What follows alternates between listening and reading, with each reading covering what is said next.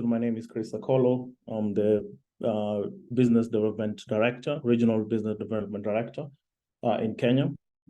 And I'm happy to talk about this topic of unlocking the power of alternative data for enhanced scoring and decision making. So one of my colleagues, and I hope he has joined, mentioned to me that we should not even call it alternative data. We should call it the data. But we'll be able to look at this and see, is it the right time for us to be able to call it the data instead of alternative data? Of course, today we'll be talking about, what is deemed as tradition, what is current, what are these future trends, and of course, we'll be able to talk about the benefits of the solution. So I just want to talk about some numbers which are publicly available. So I'll talk about McKinsey's report, which talks about African financial services are now undergoing a structural shift. So here we're talking about 10% of all transactions in Africa are digital, and fintech revenues have reached 4.6 billion in 2020. So I can only assume that these numbers have increased. And of course, we are looking at the fintech penetration. We're talking about 3 to 5%. So here in Kenya, and of course, I know it cut across Africa, that everyone is talking about neobank or fintech bank. Everyone is talking about how, of course, you can be able to lend through the digital platform.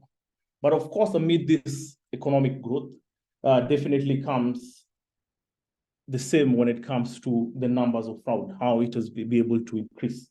So for us as JuicyScore, we believe that we can be able to explore new method of risk assessment based on AI. So AI is, of course, artificial intelligence and machine learning. And this gives much better results in terms of online fraud fighting than other superficial set of risk markers, which may be used as filters for automatic denial. So today we are going to talk about the best ways to mitigate this risk for online business with the true power of alternative data.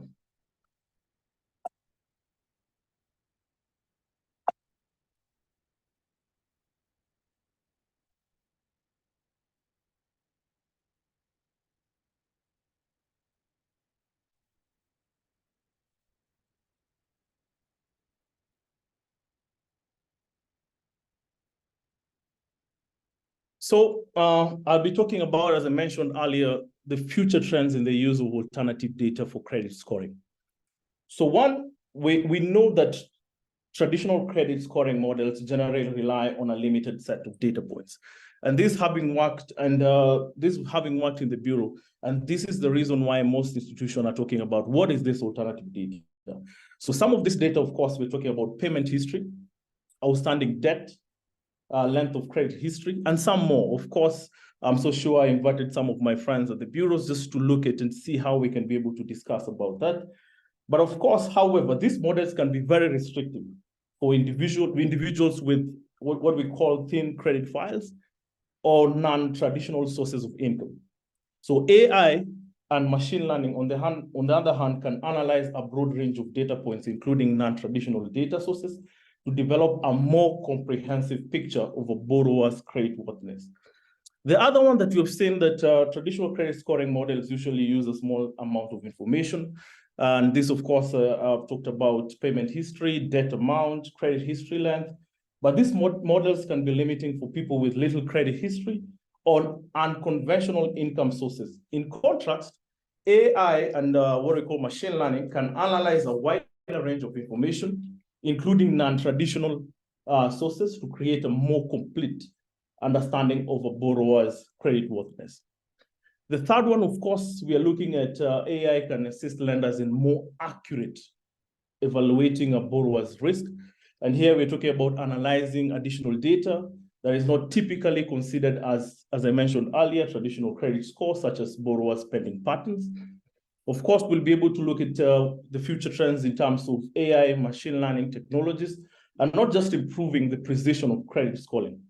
So also here, we're talking about the broadening of the availability of credit or increasing the financial inclusion. So we are looking at traditional credit scoring models that may have limitation for individuals with limited or no credit history. So here we're talking about thin files. So AI and machine learning can analyze a wider range of data points, including alternative data sources, to expand credit access to those who are unbanked and small business. So these are things that we're looking at, including the 2030 vision 2030 in Kenya, to look at how best as financial is a great pillar to be able to increase the financial inclusion in Kenya. So moreover, of course, we are looking at AI and machine learning can be able to enhance operational efficiency in credit scoring. Here we're talking about machine learning models can directly use algorithms to evaluate customers' risk and assign scores even for customers within limited or no credit history.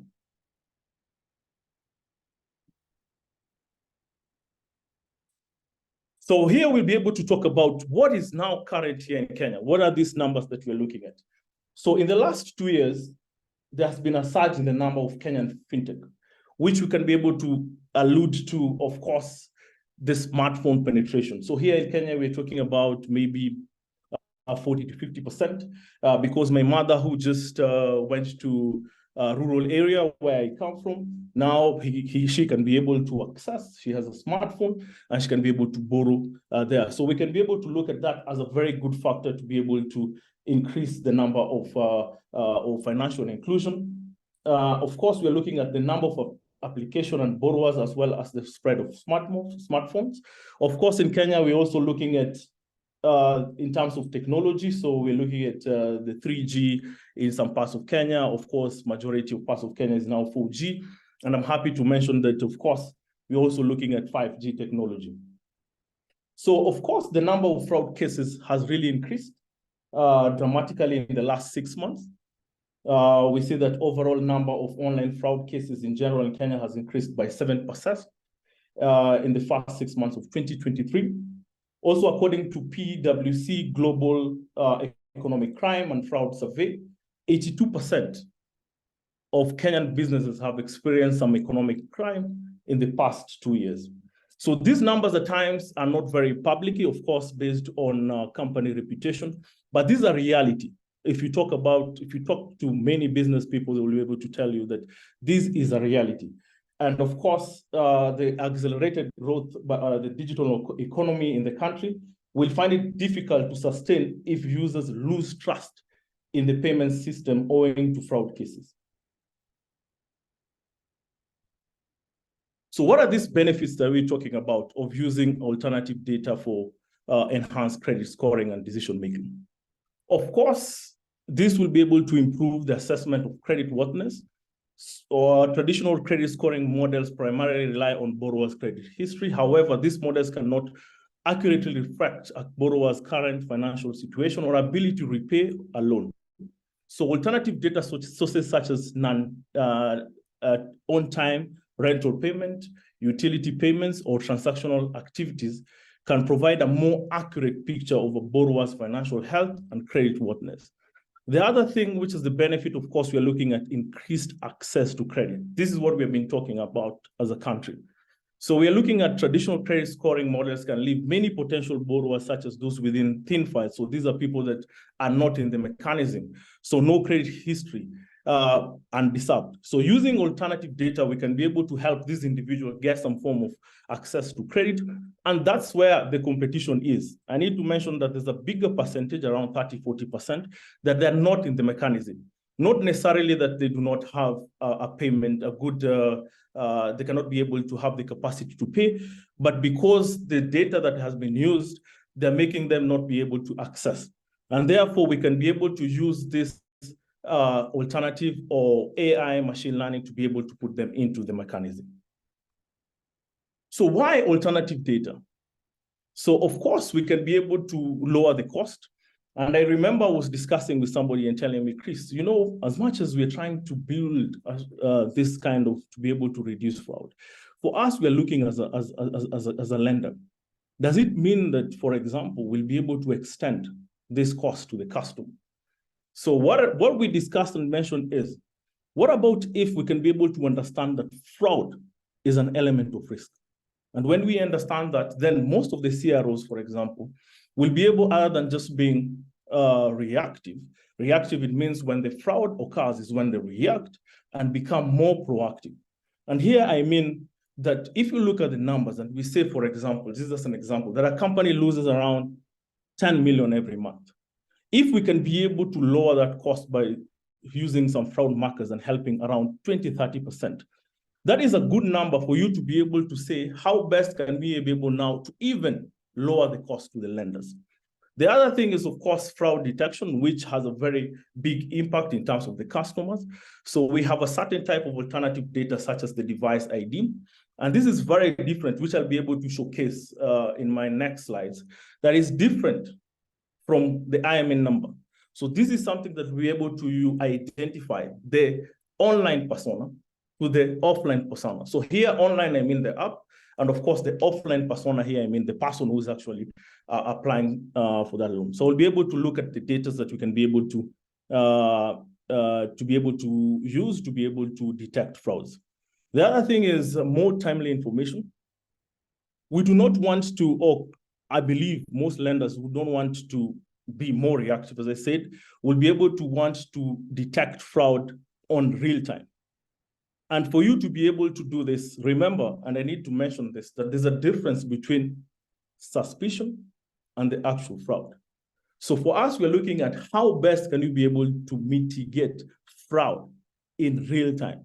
So we believe that using alternative data, and of course, matching both the data and technology, you can be able to use it to be able to mitigate fraud in real time. So I want you to bring across what is JuicyScore doing? So I'll be able to talk about the new age fraud checks and credit scoring. So if you look at my screen, this is typically what most lenders do, which is a good thing. As I mentioned earlier, I need to get out, first of all, the elephant in the room, that we are not competing with the bureau. In fact, somebody told me that collaboration nowadays is actually the new competition.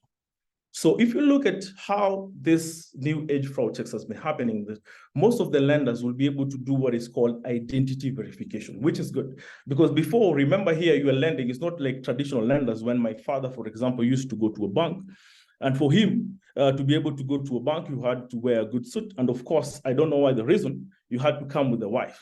So for us, we are moving into an age where you are lending to people that you do not know. So I agree that identity verification is a key element to be able to use, like for example, in Kenya, you can be able to use other sources like IPRS to be able to identify the person and use some form of matching.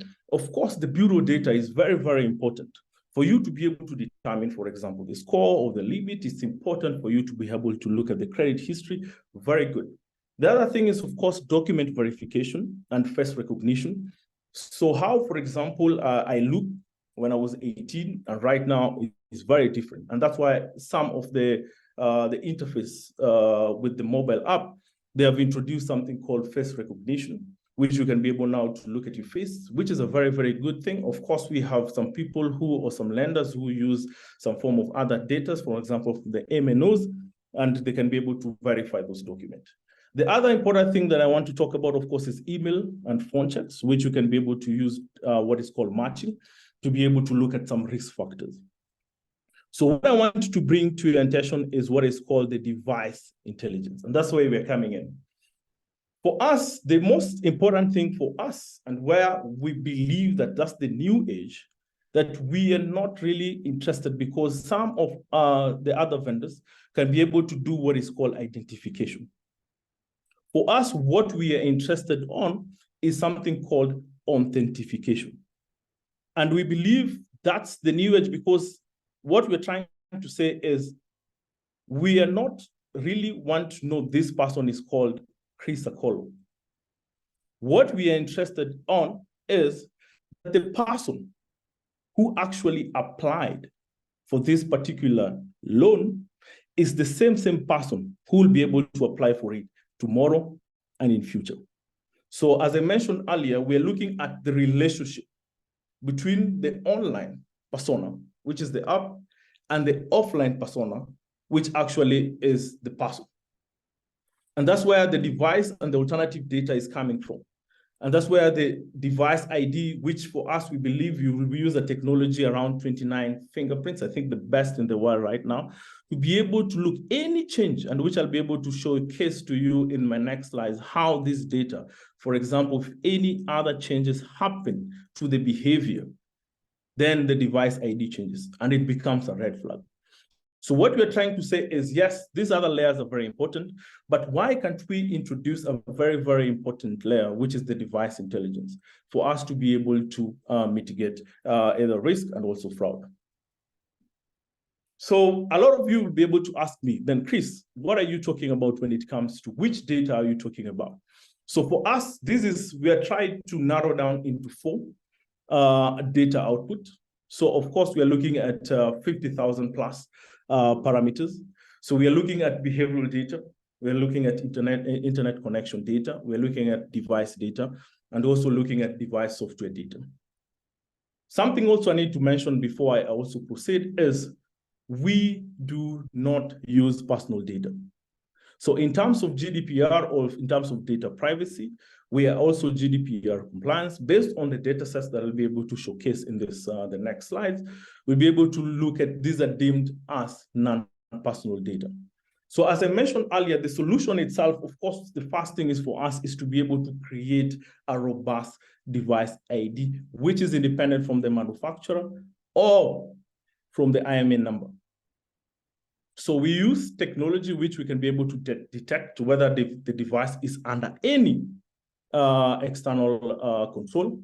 And of course, using different 220 parameters, we can be able to also improve. And I know most of the institutions have their own internal scoring. So what we can be able to do is to use another parameter, which we can be able to help you increase your score, your JuicyScore. So based on future past example, we can be able to help your JuicyScore around 5.2. In terms of return of investment, we're looking at about 10 plus on your return on investment.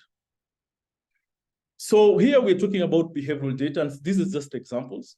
So we're looking at duplicating IP, number of correction, average typing speed, duplicating device, remote access.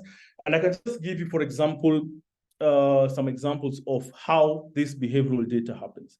For example, if I'm applying for a loan, and these are basic information, for example, my name, I will not have to copy paste, for example, my name to be able to know how it's spelled. So naturally, what I'll do is I'll be able to go to the app and I'll be able to put in basic, for example, my date of birth.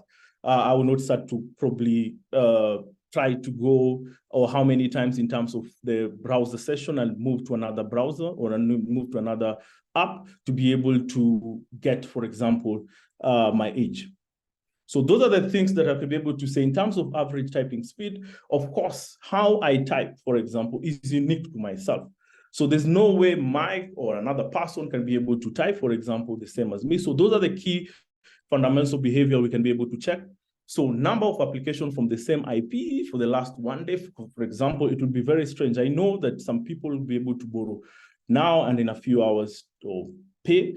And some studies have been done that a lot of people might borrow, especially the mothers that go to the market to be able to very early in the morning. And when they get the goods at around 6, 7, they sell, by around 8, 9, they pay. So we understand that pattern.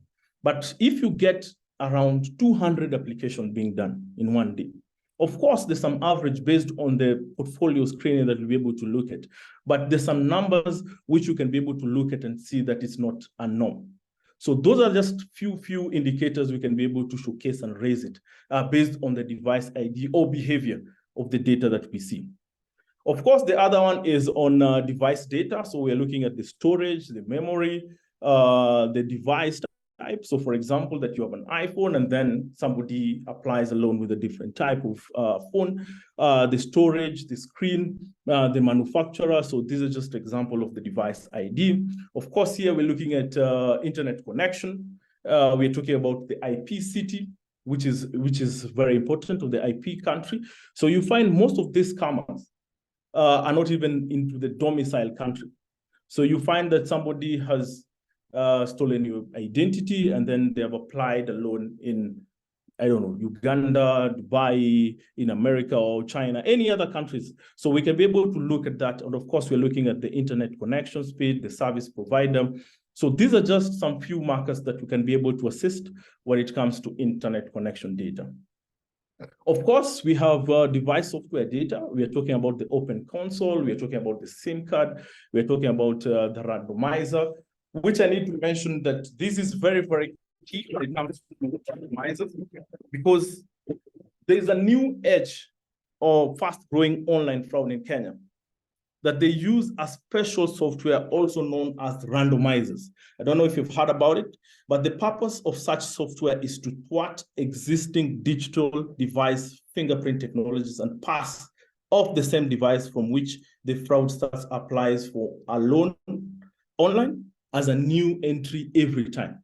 So you need to have a very good system where it can be able to detect, or what we call these randomizers, which has been used, or any other suspicious script.